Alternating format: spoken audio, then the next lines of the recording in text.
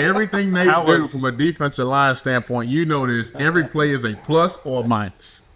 Did I do my job or did I not do my job? Did I miss assignment? Did I miss a tackle? Everything you do is graded as a defensive lineman. I'm sure it's the same for offensive lineman. And I'm telling you right now, Coach G is probably about to have a freaking heart attack over there watching that Mississippi State team. One thing I have not seen yet is a defense run out in the nickel 3-star. The nickel 3-star is what kills the tempo, kills what they used to run. Yeah. And I see them now.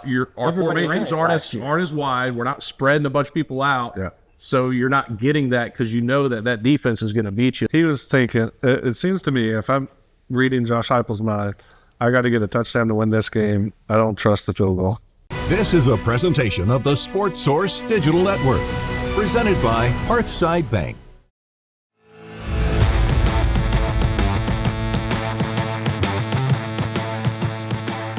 It's time for the final word on Mississippi State. Welcome into the Sports Source Digital Network. I'm John Pennington, joined by VFL Ollie Lane, VFL Marlon Walls, VFL Daniel Hood. I host it, but we let the knowledge flow from this side, these three chairs. I just sit over here and stir the pot. Question number one. We got 12, by the way. We do the same. If this is the first time you've seen us, we do 12 questions/categories. Yes, it's a ripoff off the Bill Simmons Rewatchables podcast.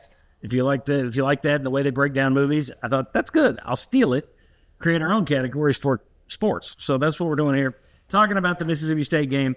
12 questions. We always start. First two are pretty quick. 10 years from now, will the UT Mississippi State game be remembered? If so, why?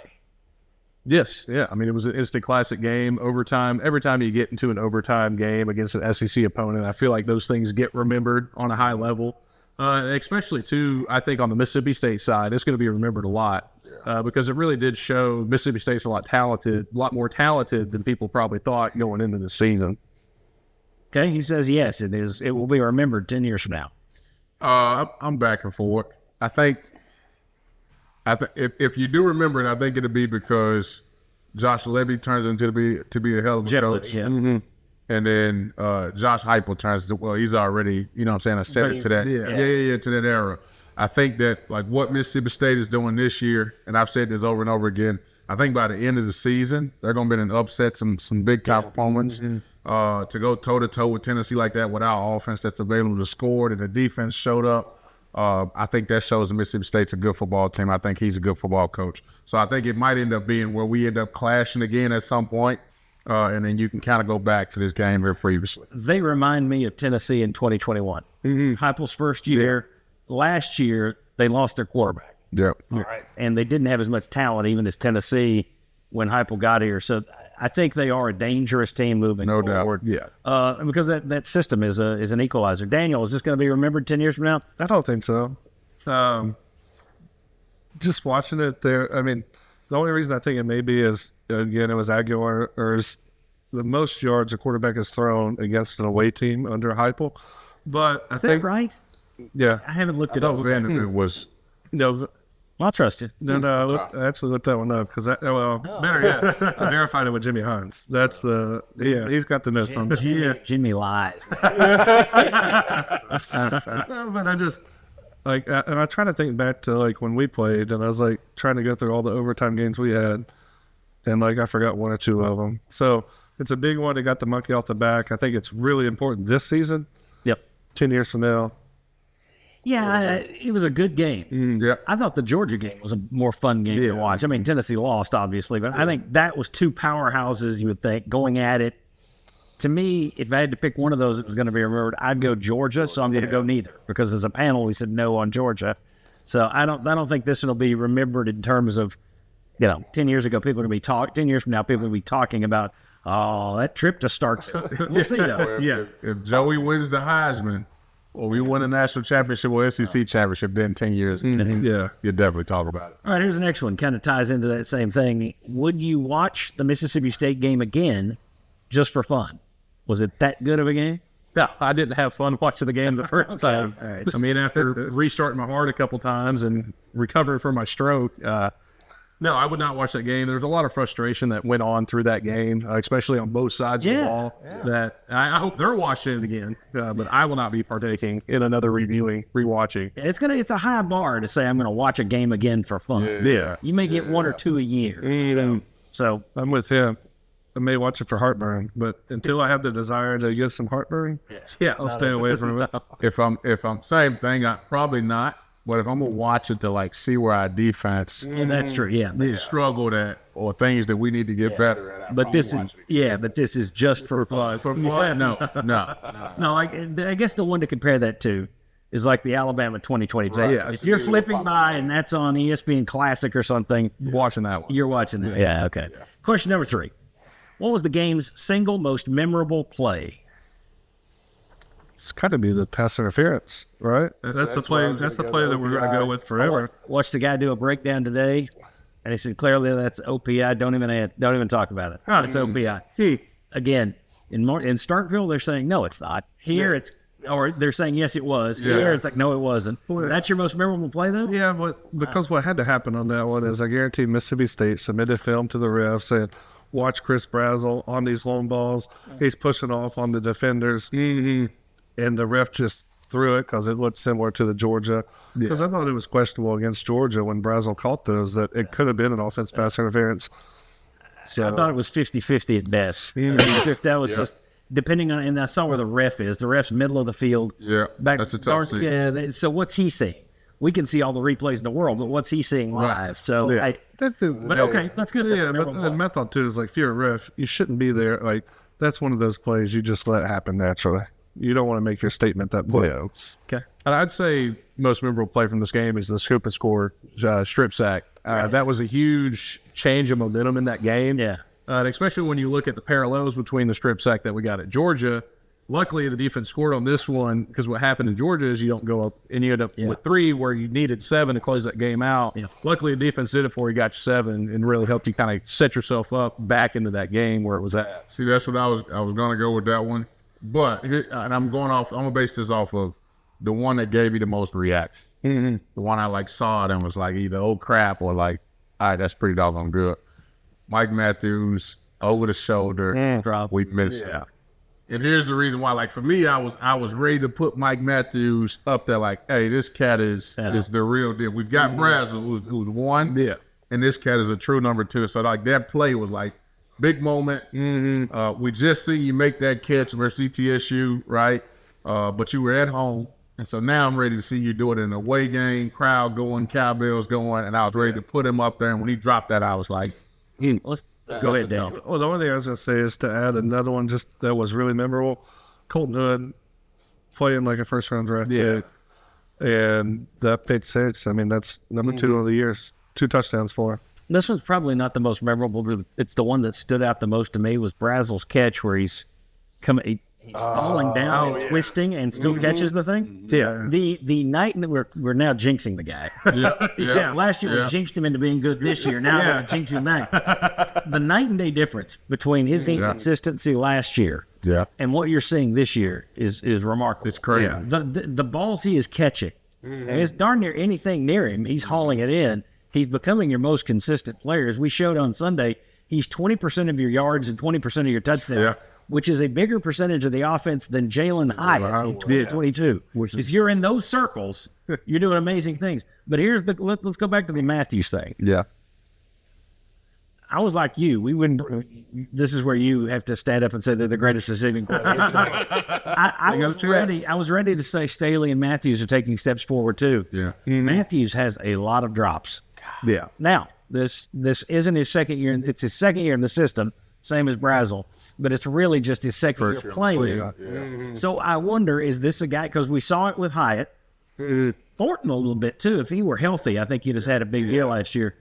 But we're seeing a lot of these guys, first year, they don't look that great, a lot of drops. And then second year, they're able to bring it in a little bit more. So I just wonder, I'm not closing the book on Matthews, but he's got way too many drops this year. Yeah, it's a lot. It's a lot. And like I said, I was ready to put him up there and say, you know what, we've got 2 really, really, really good receivers. That's going to be hard to stop with Joey throwing the ball the way he's throwing it. But when he dropped that one, it was like, all right, man, come on, lights are on, right? You got to make that one. And later in the game, he made that. He kind of hurdles guys down the sideline, makes a nice play with the ball in his hands, which we've been begging to see the last couple of years. Somebody who can take a short pass a long distance. So he got that. It's just you got to get it in his hands. Got to get it in his hands. And I'd say another, I guess, memorable play on that same note is that muff punt. I mean, that really kind of set the stage for a very long day. Yeah. And especially for Staley, I mean, that was the starting point of what was a struggling day for him. Yeah, it was a great day for him. All right. What was the biggest reason Tennessee won that game? That's a good question. Hot take would be the defense. Defense scored 2 touchdowns. Okay. Yeah, and It's an easy take. There we go. Yeah. yeah. Well, I mean, because we talk about how much yards they gave up. It seems like at times they couldn't get off the field, couldn't stop anything. But man, they made 2 touchdowns, gave your offense 14 points when the offense was struggling. That's right. You only had the defense scored as many touchdowns as your offense in regulation. Yeah. I'm on the same note as you. I mean, when I woke up Sunday morning, as mad as I wanted to be at the way our defense played, they scored 14 points for us and pretty much won that game. And how many sacks? 5 sacks, I think. Yeah. And for the first time, they weren't having to bring heat from all over the field. They were actually pushing the pocket. Yeah. And I would say, too, like, a big part of that was, in my mind, our defense is bend, don't break this year. Yeah. Bend, you're going to get drove down the field. Hey, let's go up to a field goal every once in a while.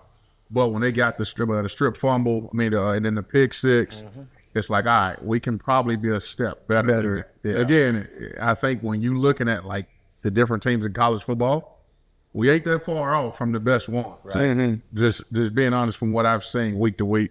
So I think that was a huge step for me to see, like, the defense transition from bend, don't break to, like, we also can make plays, hit sacks, force fumbles. Well, and it goes back to when Heupel first arrived and they bring in Tim Banks, and I'm expecting you're going 100 miles an hour, you're not going to have a great defense. So their whole thing was, we got to be aggressive. We got to make tackles for loss, disrupt the other, and we got to get turnovers. Yep. And maybe that's what you're back to this year. Due to the injuries. And it'll be interesting to see moving forward. Moy came back. The Pro Football Focus says he played 45 snaps. It didn't seem like that many. But now you got an open day. Does he take another step back toward normalcy next week? Do you get Devin Hobbs back? That's the thought. We need him to. So if you get those two back, and then eventually you get McCoy back, maybe the defense improves. But for now, I agree with you. I think you're looking back toward what that defense was supposed to be the first couple of years. It's like, just hold on for dear life and occasionally make a big play. Just hold on. Yeah. Okay. Any other reasons Tennessee won that game? Anything else we want to I'm going to state the obvious, Joey Aguilar. Yeah. Again, I know we only put up 2 touchdowns, but I expected him. Well, I ain't going to say I expected him to. I was watching to see, like, how rattled he was going to be in that kind of scenery. When I saw him, like, the first couple of drives, I'm like, all right, this moment ain't too big for him. We've got a football player at that quarterback position. So, like, him just even being able to steady the ship, play football, get the ball where it's supposed to be. Yeah, we missed on a couple, but for him not to be rattled at the moment, not to be too big. Yeah. Because I immediately go back to Arkansas last year, where, like, it felt like when Nico was in, like, he's got to get settled. Even the Oklahoma game. Yeah. Where they basically just took the air out of the ball because we didn't want him. Yeah. Or even Florida at home last year. I mean, it was. Well, and to also talk about Aguilar, this was his first game getting sacked. How does he react to those plays? Getting up. I was not in love with his game. I didn't think he had a great game on Saturday, personally. I'm not saying he wasn't good. He's, you got an SEC road win. Yeah. That's good enough. But I was a little worried that ball's starting to sail on him. Mm-hmm. I think it looks like when he's under pressure, we did the numbers last week on the Saturday kickoff. When he gets under pressure, that completion percentage goes from 74 to 47%. Yeah. Wow. That is a steep decline. And you had a couple of those high balls across the middle. Yeah. And one of them Kitzelman should have had. I don't care if it was high, it hit both hands. The second one, if you go back and look at it, he's got somebody in his face, and he doesn't step into it. He just tries to arm throw it. Yeah. And it takes off. Yeah. He is on pace for the most interceptions of anyone under Heupel since he's been here. Again, it's not 24 in 2 years like he had at App State. I'm not crapping on the guy. I just thought that was not my favorite performance of his. That said, he didn't go out there and turn it over 5 times. So Well, we've seen in the past where, like, certain quarterbacks on the road, it's almost like, all right, do we yank this cat? This cat is, he's made a couple bad throws, pressure's coming, crowd's gotten them. All right, let's do we get somebody else in the game because we feel like we got a better shot with them. And I think I see as well all over college football, a lot of people are using the Wildcat. Yeah. We haven't used it as of yet because I think he's doing that much better than anybody else. Throwing football. I think we can agree too, though. It's not like he's making bad. Well, I mean, like his mechanics may be off on a couple of plays, throwing it high, that type of stuff. But it's not like he's making Bad decisions with the ball. He's putting it to the right person. It's just getting it there. Yeah. Well, I mean, there was a play late that Manning, boy, he's a good corner, that Manning broke up. Yeah. That, I mean, I guess he could have let him just a foot more. Yeah. That was a heck of a throw. If he's not there, it's right here. It's perfect. He's much more accurate than I thought. Yeah. He's much more accurate. That's why it's surprising. If he wants to sail him at the sidelines, that's one thing. But sailing him over the middle of the field, that worries me a little bit. But at least it's not 10, 20 yards over the head and safe down the field. Yeah. Well, I think at the end of the season, when we look back, Mississippi State has a really good pass defense. And because I know they've played us, they played Arizona State. Arizona State, you take away the Mississippi State game, they're averaging 250, 300 yards a game throwing the ball. Mississippi State held them to 82 yards.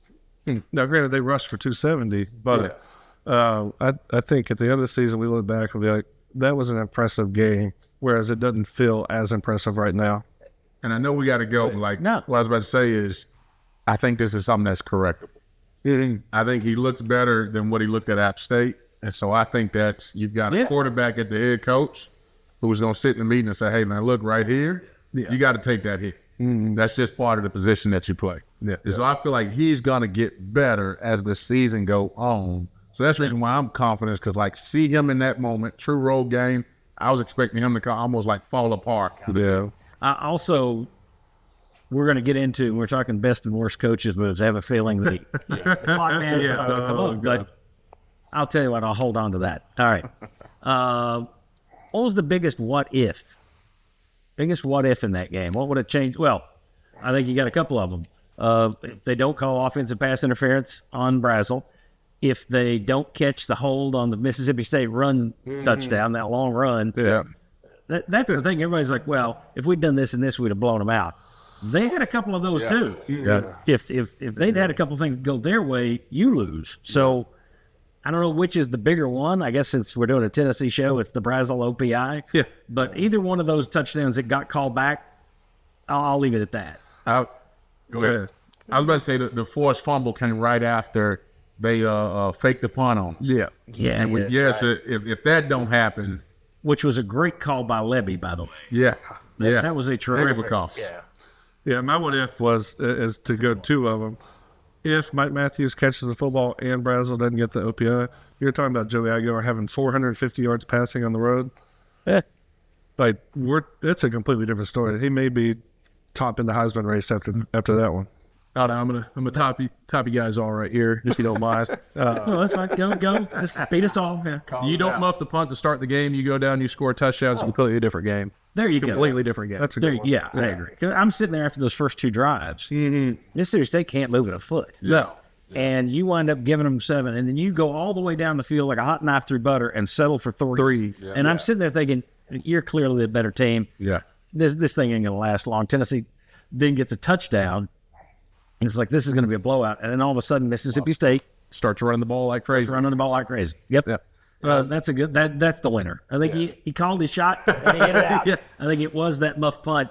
You kept him in it. Yeah, because I mean, if you go down and you score, you're up 7-0. Your defense comes out, is going to stop them again. You score, you're 14-0. That whole crowd looks different. Cowbells go quiet. Yeah, because I mean, you heard the cowbells throughout the entire game. They didn't stop. They didn't stop. If you got them to stop one time, you could take advantage of it.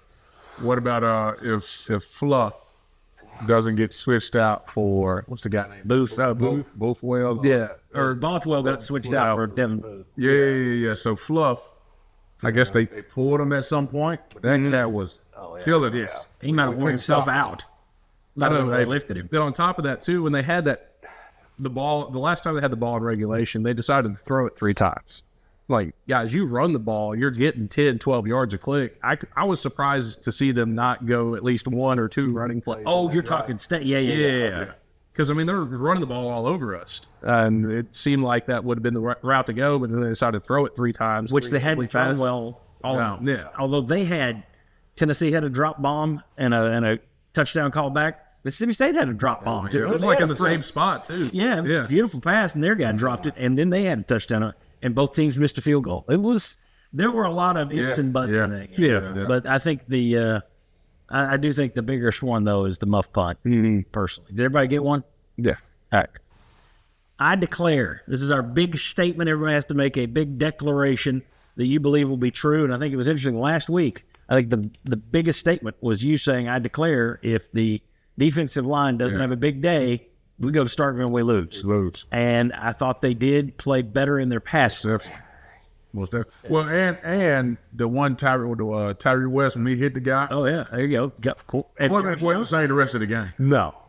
He took that hit and got back up, but like you can tell, he wasn't as aggressive running the ball as much, and he was a little bit more jittery in the pocket as far as like getting the ball out. So that one was definitely effective on. And Josh Josephs, who you've been calling for him, he had a big day. He had the dumb penalty early, but boy, after that, he was all over the place. Yep. All right. Well, so big declarations. What do we got? Well, I'm going to go ahead and say it. I declare, first and foremost, that I think Chris Brazel is going to come home with the Biletnikoff after the season. He'll join the ranks of Jalen Hyatt as the only other Tennessee wide receiver to win the award. That's crazy. Here. After all the, you guys are too young to even remember when they were hung with the wide receiver they were cranking on a first-round receiver every year in the 80s, and they never had one. And now you're talking about having 2 5 years span. But not only on top of that, I don't feel like I'm alone in thinking this. I feel like a Heisman campaign for Brazel should be started at some point. For Brazel, not for Aguilar. Okay. I mean, I get it. The Heisman's become so much of a quarterback award and a fan favorite. Yeah. But, I mean, I think when you look at this team, your MVP right now is Chris Brazel. Agreed. Because, I mean, it doesn't matter. Joey's getting the ball to him for sure, but it takes another man to go up to the effort to beat one-on-one, get the ball, and some of the catches that he's been making, I mean, like we just talked about, are spectacular catches. Don't make Daniel mad. Don't give the credit to somebody other than Joey Aguilar. My first I declare was I had faith in the receivers to start this. That I'm confident in was to start. So it's really cool to see you all get it 4 weeks later. Well, I got confidence in one of them. Mike Matthews still, I mean, I know he had the drop, but he still had a good game. I mean, he had over 100 yards receiving against a good Mississippi State. You said yourself, if he catches that ball, the game plays out differently, but just in theory, you win. Yeah.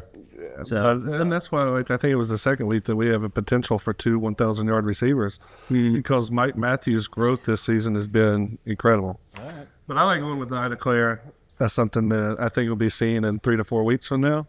And that Tennessee's defense is actually elite. Elite? Elite. You got an elite defense. That's a big declaration. That is a big one. The way I started in, folks. Yeah, we'll see if I'm right. But, to start the season, I said the receivers, they were playing a lot better. That defense is playing a lot better when you get into the nuts and bolts of it than really what it showed. And I think they get those guys back. You get this bye week right at the appropriate time. Yeah.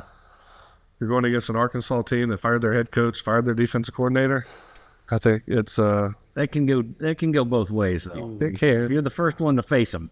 It can. The only thing the Alabama game will be the moment the Tennessee defense shows up. And the only thing that worries me about that Alabama game is just watching the way that Mississippi State just ran the ball down our throat. I mean, it seemed like nobody on that defense understood how to make a tackle. I think you're going to give up. Can't set the edge. I think you're going to give up some big yards per attempt. I don't think it's going to be 7, 8, 9 yards an attempt, but here's the question: what's your definition of elite? Elite. Let's get that turnover margin. They're leading the SEC in sacks right now. Pass deflections. Colton Hood and the other guys have done incredible with that. Because you realize they're giving up more points than anybody in the SEC right now. They're 16th. They're also scoring the most too. I would say when you get, but you got Arian Carter too, who's leading the SEC in tackles right now. So it's supposed to be a big statement. You went with a big one there. So big. I think if you get McCoy back, then I would say, all right, you can have an elite pass defense for sure. Yeah. The run defense, I don't feel like we'll get to an elite level with just the way that we're attacking the ball and attacking the runners right now. But I think for sure your pass defense can be elite if you get some of those corners back, kind of secure that secondary. But I mean, you've played there. It's like what Tennessee or I said played there. We all played there. You played under Heupel. It's never played there. Yeah. Fair. Hard. But it's like this is the MO that he wants. He's got a really good quarterback. He's got really good receivers. They're going to put up points early. We're going to force teams into passing the football, which is going to be the strength of our defense.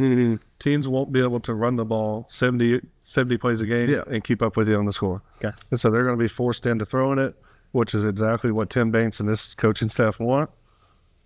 And that's going to make you elite. So you're saying potential to be elite when we get guys back. Because right now we're not elite. We can't stop the run.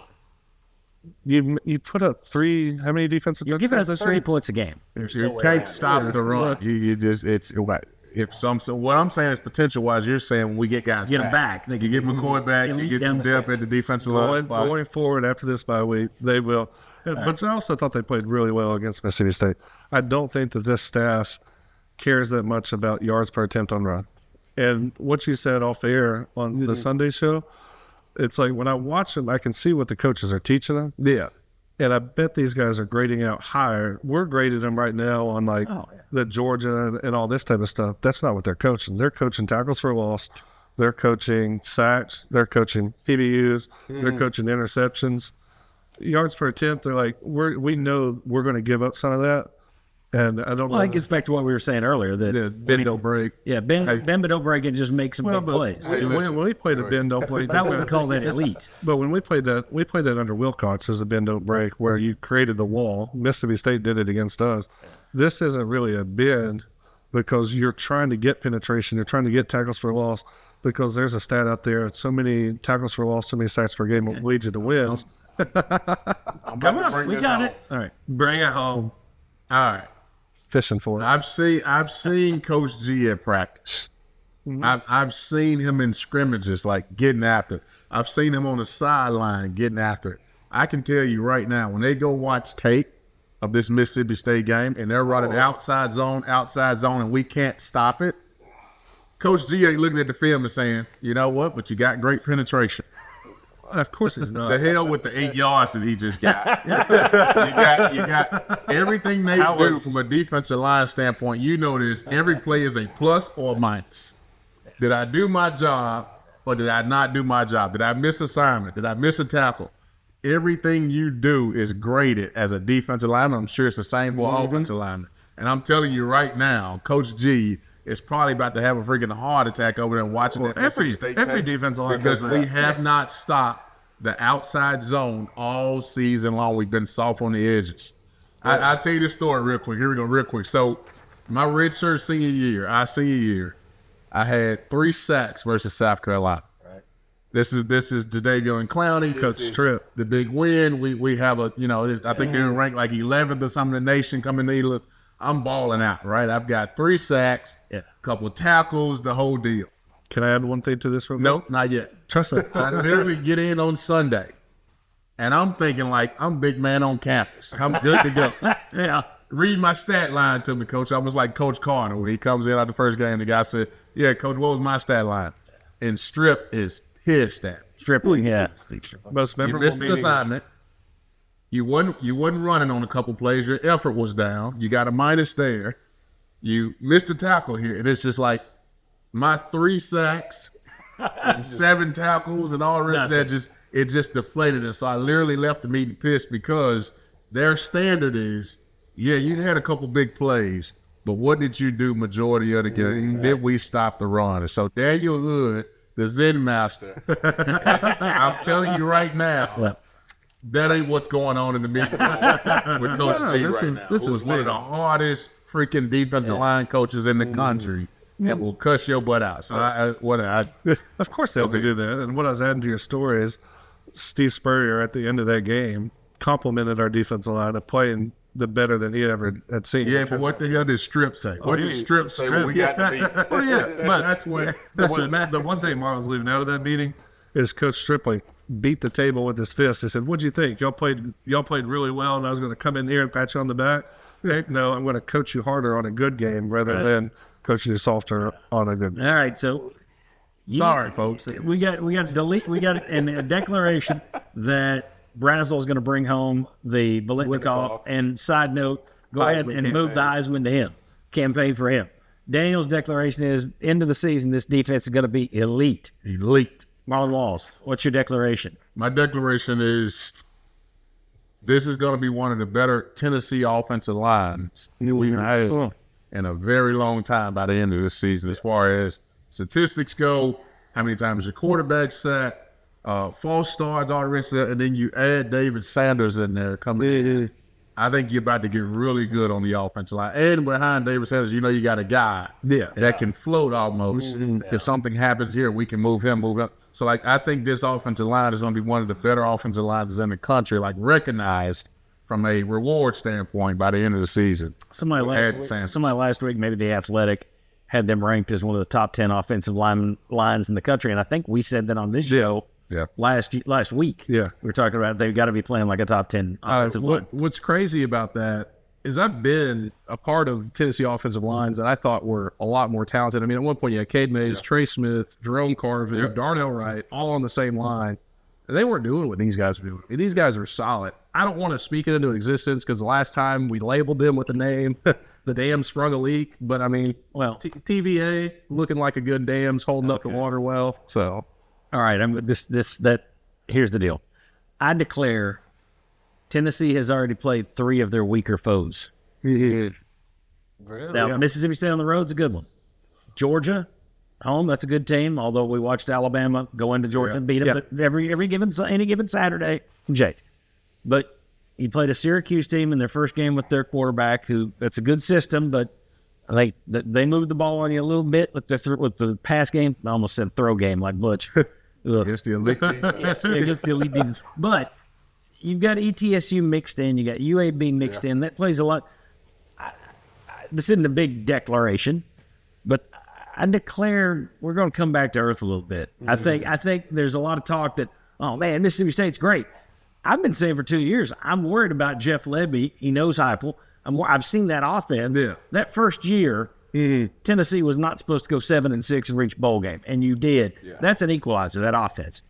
So I'm a believer in Mississippi State. Now it seems like it's shifting too far that we struggle with them. Yeah, but they're great. And I'm not saying people here. I'm just talking about the people I'm hearing from. Yeah, Daniel. No, I fear that. Yeah. Let's put it this way. Maybe it's safe to say I declare you got 3 or 4 more games that are just as good as Mississippi State. Oh yeah. I think everybody's going to laugh. Florida stinks. At Florida is going to be as tough or tougher than that was. Much tougher. Arkansas, not knowing what Bobby Petrino's bringing, that can be tough. Now I think you got an edge because you lost to them last year. Mm-hmm. Alabama on the road. Suddenly, I don't. After week one, it was like they're a pushover. Now I don't feel that way. Oklahoma, they're going to. How does it work for UT? Is Mateer back? And is he in any kind of rhythm when he gets back? Yeah. You think Vanderbilt doesn't have a better offense than Mississippi State? Now that one's here, so you don't have to worry about cowbells. Game day's going to Tuscaloosa, but Alabama versus Vanderbilt. So so I think you're going to have. I like this team. I think it's going in the right direction. I like the road win in the SEC at Mississippi State. Mm-hmm. I'm still I had people ask me on radio, okay, do you want to change your prediction from 8-4? This is the last 2 weeks. I'm like, no, I'm staying there because it's a long season. Do I think they'll probably get to 9 now? Yeah, but I can still see them losing 4 games, 3 more games. I can see it. It's college football, and I do wonder. We talk about the offensive line. Okay, now you got Sanders in the mix. Let's say, Jesse Perry went out the other day. Sanders comes in. My first thought, I'm talking to Bob Hodge on the phone. My first thought is, oh, God, what if something happens to Sanders because he's got the shoulder? Like, what if he'd gone out there on his first play? Oh, crap. Yeah. Who's in next? Yeah. You're still thin. Most teams are in this portal year. But those kind of things, I don't want to gloss over them too much. And maybe that's the way I look at my team, Celtics, Patriots, whoever. I look at, instead of saying, oh, the other team has to do all this to beat us, I look at it, it's like, what do we have to cover up? Who wins? That's just the way and to that point, here's the reason why, I harp so much on the tempo. It is your equalizer. I mean, it's your neutralizer. Yeah. Oklahoma's got a really good defensive line. They sacked Auburn's quarterback 11 times. 11 times. Yeah. But you're right. That's insane. Yeah. What you cannot do as a defensive lineman is go full speed like that constantly when you're going up tempo. So, like, I would tell you, like, I hope that, like, Josh Heupel walks into the office every morning and be like, how can we go fast? What is something we can do as a wrinkle to really boost up our tempo again? Because that is your neutralizer. Yeah. Again, like when I saw Will Anderson that one time, what was it, a couple years ago, who we know is going to be a first top 10 draft pick versus Darnell Wright, looked like nothing. Yeah. Because you can't consistently go wear him down fast with that same amount of aggression when somebody's doing this to you. We're going to throw in an extra question here. Here's the last question. All off season, will tempo come back? Will tempo come back? And I said at the time, it hadn't been here in 2 years. And I mean that full speed, whole game, crazy ass. Yeah. Speed. They've goosed it a little bit the last couple of years. We've seen them goose it this year. I just came from a radio show where I was asked, why aren't they running tempo? And I said, isn't it time we say they're not going to run full tempo? Are we not to that point now? Now, I'm not arguing with you. I think they're better when they run tempo. No doubt. But I just wonder, in the portal era, is your offensive line deep enough to run up-tempo an entire game? Is your receiving core at Tennessee this year, where you got 4 guys right now? Without Radarius Jackson, you got 4 receivers, really. Yeah. You deep enough to have those guys run deep, and keep going and keep. I agree with you. Yeah. That tempo they are much better when they're running tempo. I don't think, for whatever reason, they intend to do that anymore. And I'm trying to think who in the country does. Mississippi State was in and out of that tempo. Nobody's doing the Chip Kelly thing anymore. Yeah. Are they? So I agree 100% with you, Marlon. Yeah. I like their tempo better. But do you think possible? You ran it. Yeah. Do you think, you haven't seen, you were crazy in 2022. Yeah. We haven't seen that since 2022, have we? No, we haven't. I mean, I could tell you 23 was not by design. That was more or less we just couldn't do it to the tempo that Notre Dame were doing it. Yep. I don't know. And you had a freshman in Nico. That probably it wasn't flowing as smooth. And the thing that frustrates me the most is when you see them run the tempo this year, it's so smooth. The mechanics are there. People are getting the ball into to the umpire versus handing it off to the sideline judge. You got your offensive line rolling up to the ball. You got all the pieces, but I also get your point. It might be covering up somewhat of a depth issue, but I mean, it's never been our depth's been perfect. I mean, I can promise you, being and I should say, I'm quoting you. You brought that up a couple weeks ago. Yeah, but I mean, back in 22-21, me being the 6th man offensive lineman, it was not ideal to put me in the game when they had to. But we've never had just, world beaters in our second strings or third strings.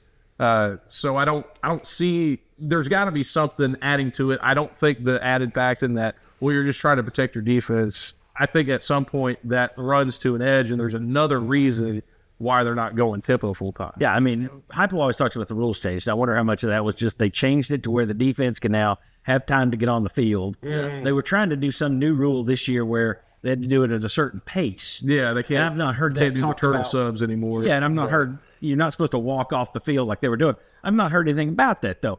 Do you think they're going to come back to tempo? That's what I'm asking. I'm willing right now to say I don't think it's ever coming back. I think the 2022 stuff is gone. They may use it first quarter. We've seen that game after game, but then they dial it down. And then my guess is that's what it'll be. Daniel, do you think they'll get back to it's all revving that thing up whole game? I don't think they'll get to the variable of tempo like they were, but the thing that they're keeping consistent is not substitutable. That's what the tempo brings in, because now your defense can't substitute. So they're going to keep the same personnel out there. They'll move the formations to keep the same defense on the field without having to run the tempo, because they want the reason you keep the same guys and you run those rotations is just so you can make sure the defense doesn't substitute. So now, if you see a defense start to substitute with your same guys on the field, that's probably an instant trigger for tempo, because now you can get the free 5 yards, you get a free shot play and that type of stuff. But if you watch, they don't sub that much on drives. They'll change the formations, so the substitution will stay the same. Tempo is just like you said, it's a gas pedal. and they're going to use it when they need to. If you're trying to sub someone off, or if Nick Saban talked about it on College Game Day with just Josh Heupel. If they bring in their rabbits unit on the defensive line, which is all their good pass rushes, you're going to see tempo immediately. Tennessee's going to start trying to run the football. Do you think they're going to bring it back all the time? No. For whatever reason, you can't. Because I think we would have seen it. Yeah. Again, coaches are percentage guys. Like, we get this thick packet every week. Hey, they like to run the ball to the left. Yes. 56% of the time. So, you know what I mean? In this formation, the ball likes to go here. So, what I'm saying I know hype with them see that. When we're tempo, we're more successful. Yeah, I guarantee you that their percentage of scoring drives is higher when they're Yeah, most definitely. And just us watching the football game, you can see that. Yep. When we slowed it down in the overtime versus Georgia, we looked like we didn't know what we were doing. When we're fast, it's almost like we don't have the process and time to think. So it's just like, get the ball out. This guy's going to be here. That guy's going to be there. But here's what I would say. And this is what makes me more confident in our offense, just sitting there thinking about it. We're seeing more formations. We're seeing more shifts. Yep. We're seeing more different kind of funky motions. Even the Brazil play where he caught the post for the touchdown this last game, we put him on the inside. Right? He's normally an outside guy.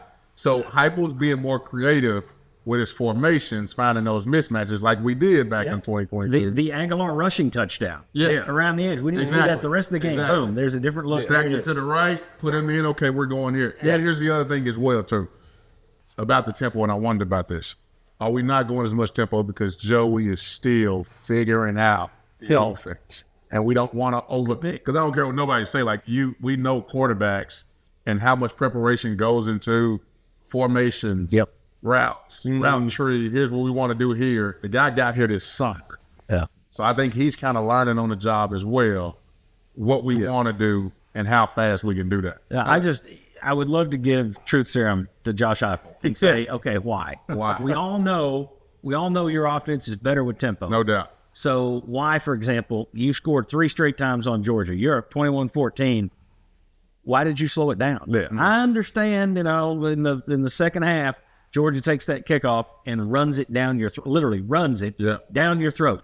You cannot go tempo there and throw your defense right back out. Right. You'd have to have 5 guys drop dead on the extra point. Yeah. So to me, bring an ambulance out, Lobstar goes in. But other than that, I don't understand why you would do it when you're tearing the other team up. But they are stepping out of it. So I want to know why. And it's probably a lot of different reasons. When we mentioned 5 or 6 possibilities, probably all of them. Yeah. One thing that I just kind of light bulb in my head, as you're watching the season, one thing I have not seen yet is a defense run out in the nickel 3-star. The nickel 3-star is what kills the tempo, kills what they used to run. Yes. And I see them now.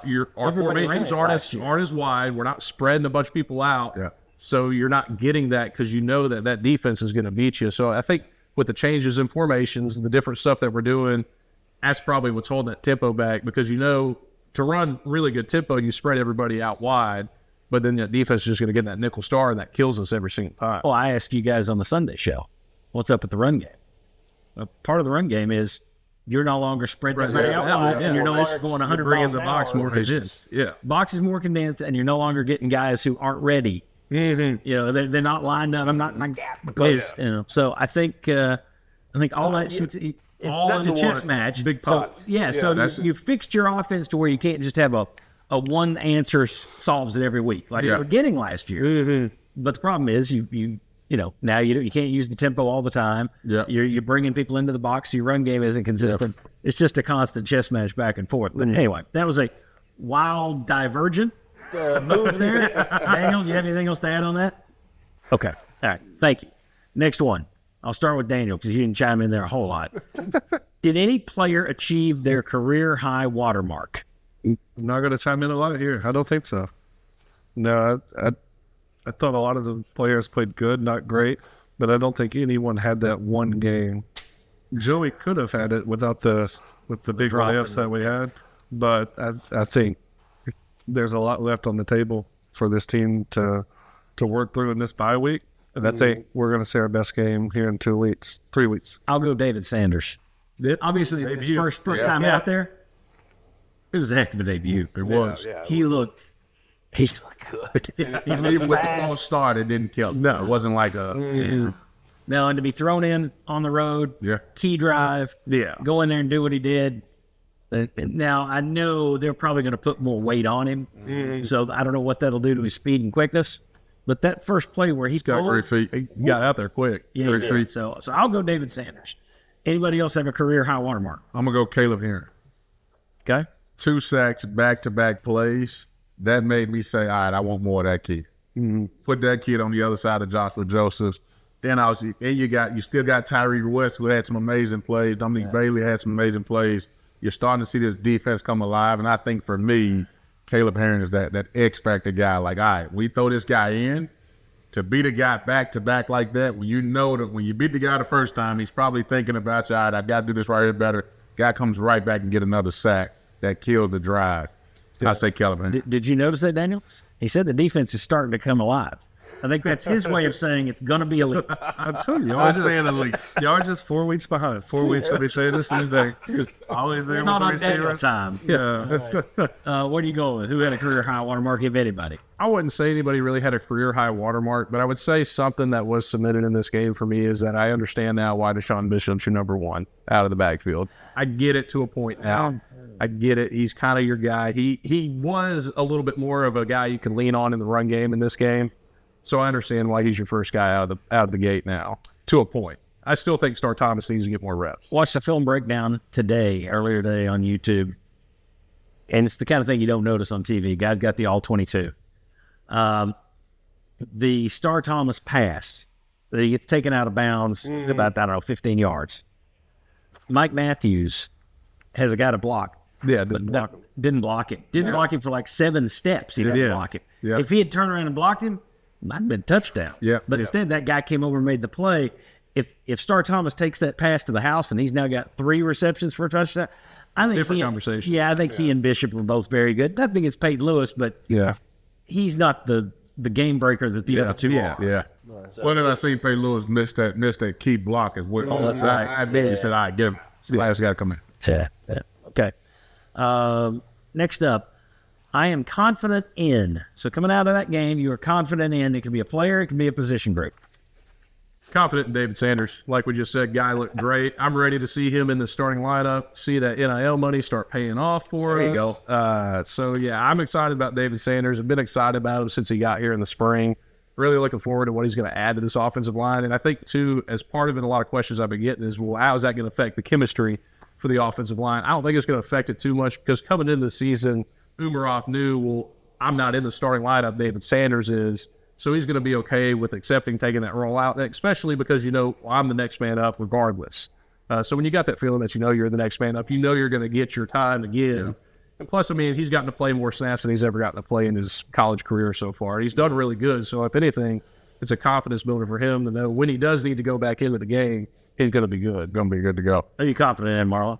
The obvious one, Joey Aguilar. And just because I was super down on this guy because we look at, the situation of, the receivers. We know it takes 2 years for you to actually thrive in this offense.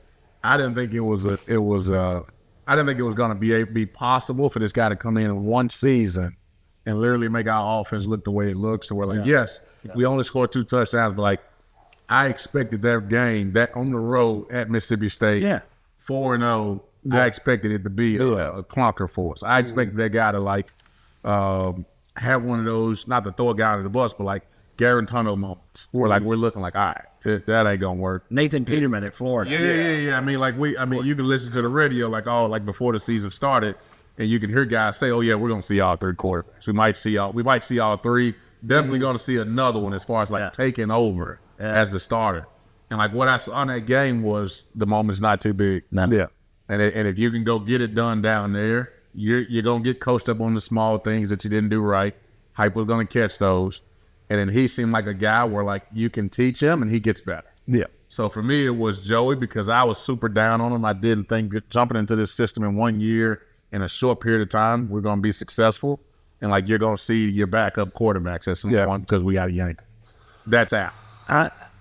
And I'm the one that said I saw some hiccups that worried me in this game. That said, I'm grading I'm not going grading on the curve. I'm being tough here. That said, to back up Joey Aguilar, I would love for him to have a second year next year. I mean, doesn't he look like a guy that get him in a second year with a full off season? What he could do? Yeah. So he's had he'd be top on your list for preseason Heisman. He'd be up there. That's right. Yeah. Daniel, who you got confident in? Well, these guys stole my 1 and 2. So well, go with one. You can say that. No. I want to pick something else, but whoever it is that's doing your recruiting on the defensive side, I think they've done an elite job. I mean, you've got Jerron McCoy that's come in. You got Colton Hood that's come in. I think whoever it is that's doing... Jacoby Thomas came in and was good for a year before leaving again. Yeah, so I want to acknowledge whoever that person is. They're doing a great job. And just Aaron Carter, I think we take for granted how good he's playing, leading the SEC in tackles right now. And this defense requires a Mike linebacker that's playing sideline to sideline to help on those wide zone runs that you're talking about. Yeah. And, probably wrongfully so, I haven't brought him up enough. The kid's playing, and we expected a lot out of him, playing absolutely lights out. 17 tackles. Yeah, that's crazy. My confidence is Chris Brazzell. And again, it's like, I was like, all right, next year, let's see what you got. Yep. Okay, man. I mean, watching that game the other day, I'm just sitting there thinking, he's your best player. He's the one guy I trust. Yeah. I mean, even though Aguilar's playing well, he had a couple picks. He's sailing it high occasionally. Yeah. Brazzell just catches everything you throw at him at this point. So, to me, it's Chris Brazzell. All right, I'm worried about this player or position group. Special teams. Mm-hmm. It's, I mean, obviously you lose the game against Georgia. You miss a kick this game. You got teams fake punting against you, getting first downs. Yeah. You got a muff punt 2 games in a row. You're talking about... By 2 different players. Two different players. Yeah. You're talking about a special teams unit that's negative on the year in points that they generated for you. Absolutely unacceptable. I am worried about special teams. We brought this up on a preseason show. I'm not going to say he did it, but they can go back and look at it. We brought this up on a preseason show. How much is this team going to miss Mike Eckler? And I was told, not much. They let him go. They let him. They've got plenty of people over there who Eckler wasn't the secret sauce. And I said, well, it's going to be. I'm glad to hear that because we got something to watch. Yep. Yeah, and I hadn't thought about it. There you go. Are you missing him? Is that what's changed this year? Yeah. I mean, you're right. The special teams have been a problem. Both of y'all own something, and here's what I remember from the Eckler years. That guy was in your face. Oh yeah. The moment you touch foot off that field, crossing over into the sideline. Yeah. I don't see anybody doing that now with the muff punts. Or Blue Carter's muff punt. Like, Eckler was an intense guy. Yeah. Like, he's going to hug your neck and love on you, but at the same time, when you drop one of those, he's literally at the sideline waiting on you to step over. And that's, so you guys got a good point there. I wonder if that's what's going, and I'm thinking about Alabama game now. Yeah. If it comes down to a muff punt, that hurts it. Because that offense looks sharp over there. Ty Simpson looks like he's a rebirth, the way he's been throwing the ball the last couple of games. Yeah. And he's got that movement with him, so that's going to hurt our defensive line a little bit. He can run.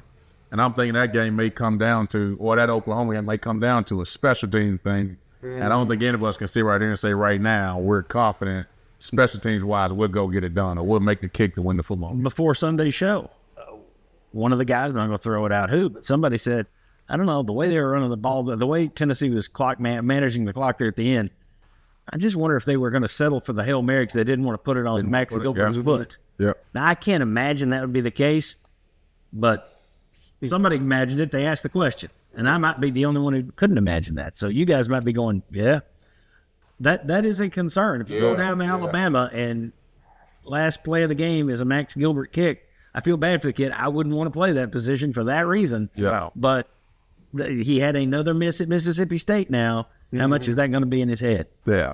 All right. Worried about.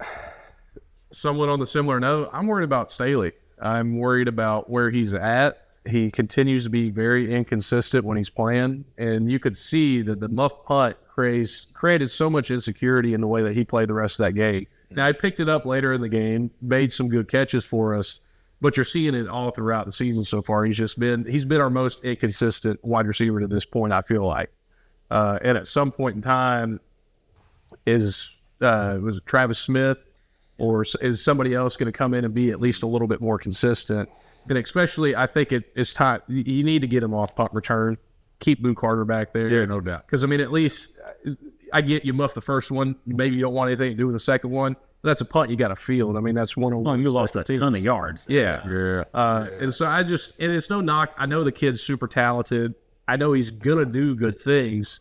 But just where he's at right now and his development trail is very inconsistent when he's on the field. I think he and Matthews have a lot of similarities. Yeah. And they're both guys who are really playing for the first time. Yeah. So we're going to find out next year if that's a second year in the system or second year on the field. And on the punt return, like, that's why I was worried about coaching, because any special teams coordinator we've had, if you're trying to catch a ball like this as a punt returner, you're taught to not even mess with it. Yeah. And so I'm looking at Staley, and my first thought is, okay, what are you coached? Because you shouldn't be coached that. Right. I don't care if you're on the sideline. I don't care where you're at on the field. It's better to let that ball bounce 20 yards than it is to try to make a sideline skate. Yeah. Well, and to that point, though, and we know this, former players, right? When I'm the second string punt return guy, I look amazing in practice. You know what I mean? Because the pressure's not on.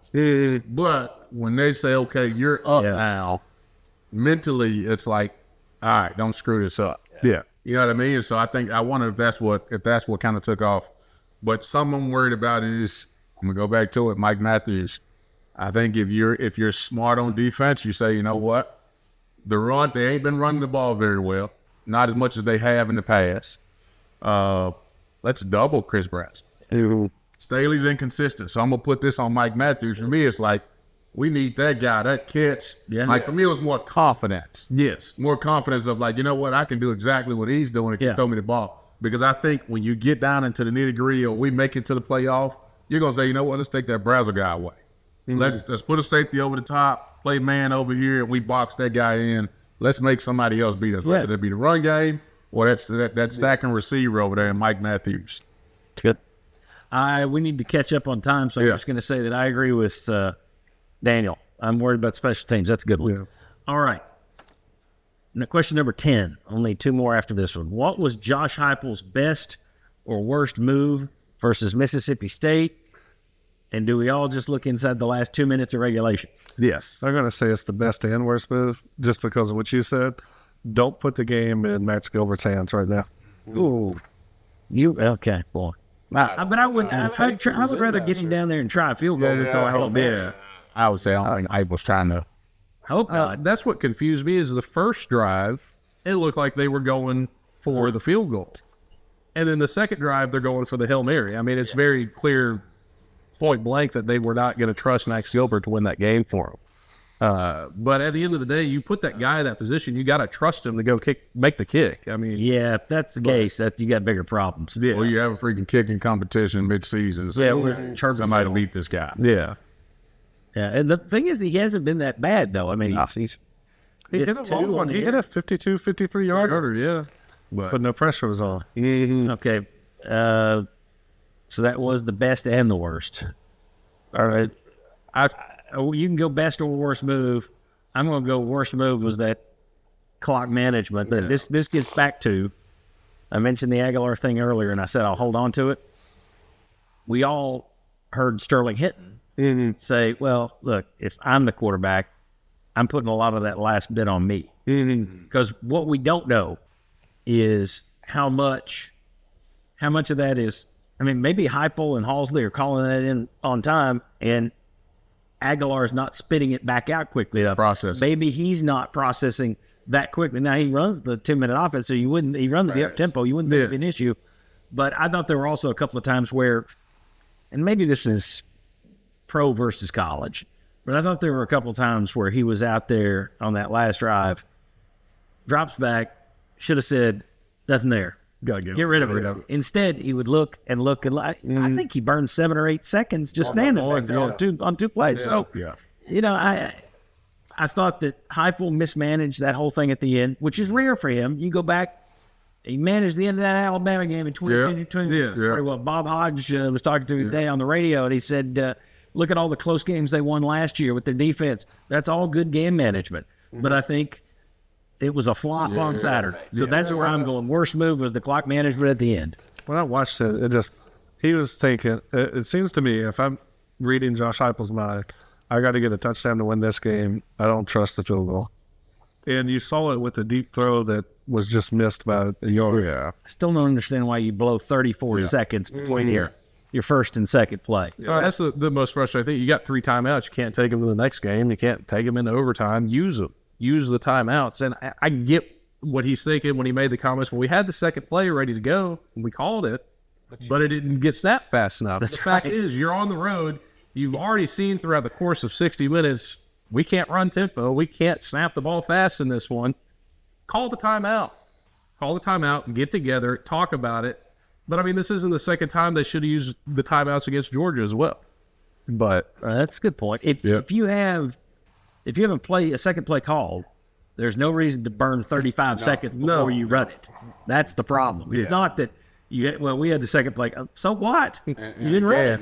And again, like Sterling said, like on Thursday, you were practicing the 2-minute drill. That's what you do. Mm-hmm. You're in shorts and shirts, and you go practice the 2-minute to make sure we're clean on it.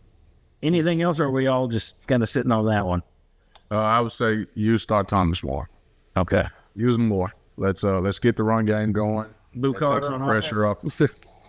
What about Blue Carter is your punt return? Let's just put him at punt return. I'd take him. I'd take just him going back there. We're all right. Trying to think of a best move.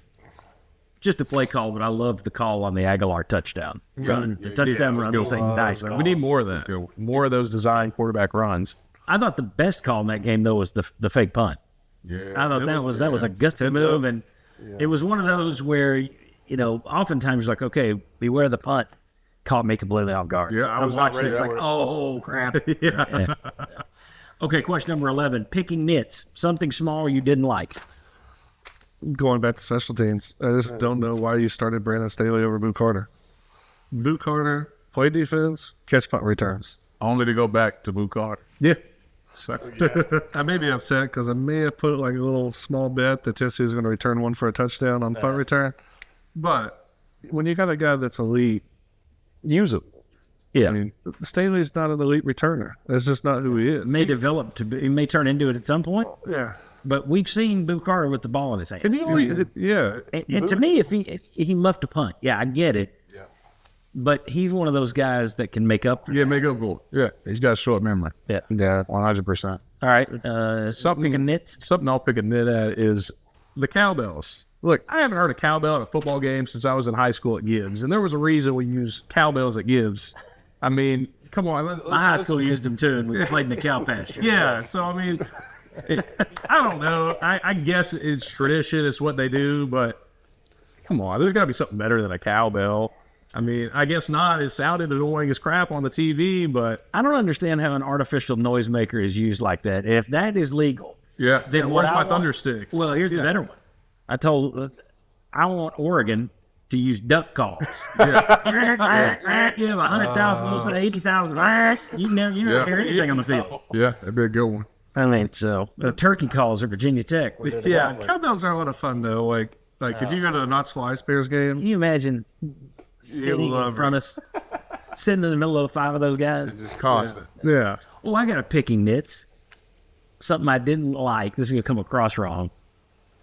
But thumbs down on Mississippi State fans, thumbs up to Tennessee fans. So I want to praise Tennessee fans for taking over half that stadium. Oh, yeah. That was supposed to be a whiteout. One whole half of that stadium was nothing but orange. Yeah. So, you can have your whiteout and ring your cowbells, maybe keep your seats. Yeah. How about that? Yeah. Don't sell the tickets to Tennessee fans. That's a nit to pick with Mississippi State, but kudos to Vol fans who took that place over. Yeah. Orange it out for sure. Strong. You got to. My nit is, I'm going back to what my man said defensive line wise. You got to play the run. Play the freaking run. Again, Chuck Smith told us one time, we all looked at him crazy when he told us, we getting ready for Alabama. We're like, all right, we know they run power, they run counter, they run trap, and it's like Thursday, and we haven't went over none of that. So it's like one of the older guys asked him, hey, man, what we doing about the run? Yeah. And his answer was, we'll stop the run on the way to the quarterback. It did not work out for us. It's not working out for us now. We've got to stop penetrating so much because you lead yourself open to traps and all the rest of that, and you better be the guy to make the play, or if not, it's getting to the corners or to the safeties. Play the run, build a wall like most defenses do, and certain times, you ain't got to do it all the time, but in certain times, do it so we can stop the run, so I can stop watching outside zone go for 10, 12 yards every play. Last one. Who won the Mississippi State game? Meaning what Vol, what player or coach, gained the most clout or praise from the victory? I'm just going to keep going Chris Brazzell. Yeah, Chris Brazzell. I mean, he's just the guy's a stud. Moving himself up the ladder. I mean, we weren't talking Biletnikoff and Heisman last week. He keeps getting better. He's catching everything thrown at him. Brazzell, to me. I'd say biggest catch is that 4th down one. Oh, yeah. With somewhere to go. Sure-handed. Across the middle. I mean, I can't go past Chris Brazzell. I mean, when you threw up those stats on the Sunday show, I didn't believe it was that, because I remember watching Jalen Hyatt. I remember this guy was special. Yeah. This guy, just what he's been able to do in just the turnaround that he's had. Because, I mean, last year it was all, who is this Chris Brazzell guy? He can't catch a ball worth of crap. Why is he on the field? Now it's, can we get more of him? Can we continue to can we throw the ball to him every single time? Because I feel like he could catch it almost every single time. I mean, the guy's elite. He's a sure-handed receiver. And it's putting so much more, I think, confidence back into Joey to know that at the end of the day, I know 17's down there somewhere and I can throw it up and he'll make a play. Unless they start doubling him. Yeah. But he's also making himself a lot of money right now. Oh, yeah, no doubt. His draft stock is going up. Yeah, my dude won the game, Tennessee's defensive line. I thought the pressure that they put on the Mississippi State quarterback, the big hits that quarterback took. You know, I think your most important position in the game is quarterback. Second's defensive line. Tennessee's defensive line affected their quarterback to where he didn't play the game well enough. To where they scored twice on defense because they were getting done. I would even say on top of that, too, is just Tyree West in general. I mean, that guy was banged up in that game. You can see him. Yeah, I mean, he's still going out there making a strip sack like that. I mean, I thought he was one of the ones who went down, rolled around, and came off the sideline, and nobody comes over to talk to him. It's kind of a signal that it was a little fake when nobody comes over to talk to him. I did love the little tweets that people put online where it's like, Mississippi State Police is looking for, what was it, Tyree West after the big hit? Or whoever it was that hit him on the play. Yeah. I was like, that's hilarious, because he knocked the absolute... Oh, yeah. No, he was... That's right. He wasn't the same guy. That was tough. But that just... They got to play the run better, but you won the game because your defensive line affected their quarterback. Yeah, no doubt. Daniel Hood, Marlon Walls, Ollie Lane, thanks you for watching. I know this was a long one, so if you made it all the way to the end, I appreciate it. Do me a favor. My director keeps the camera here. Now I'm over here. Let's go back over here. Click the thumb. Subscribe. Ring the bell. Not the cowbell, but ring the bell. That'll notify you when we put up another hour and a half of discussion. We appreciate you watching this show. We have a big time doing it. Hopefully you're enjoying it too. Spread the word, and we'll see you next time on the Sports Source Digital Network.